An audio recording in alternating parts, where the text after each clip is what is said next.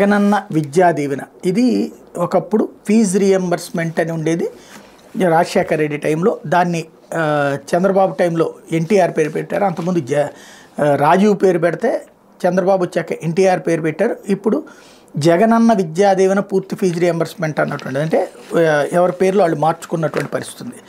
ఇక్కడ ఇవాళ fee reimbursement amount October December 2023 త్రైమాసికానికి 9,44,666 మంది విద్యార్థులకు లబ్ధి చేకూరుస్తూ 708 కోట్లు కృష్ణా జిల్లా పామర్లో బటన్ నొక్కి తల్లులు విద్యార్థులు జాయింట్ ఖాతాల్లో నేరుగా జమ చేయబోతున్నారు.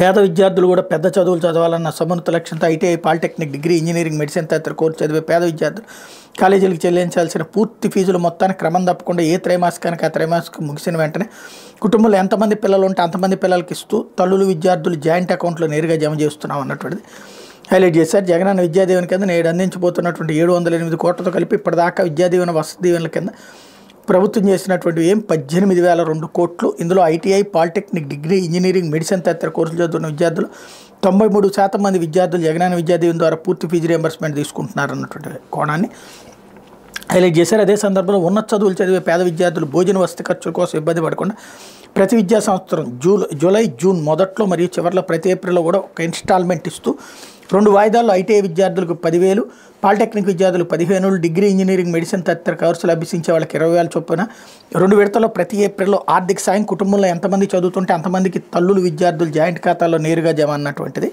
ఇక్కడ హైలైట్ చేశారు. ఈ 57 నెలల కాలంలో కేవలం విద్యారంగ సంస్కరణలపై 72,000 కోట్ల రూపాయలు ఖర్చు పెట్టామన్నటువంటిది హైలైట్ చేశారు. ఇకపోతే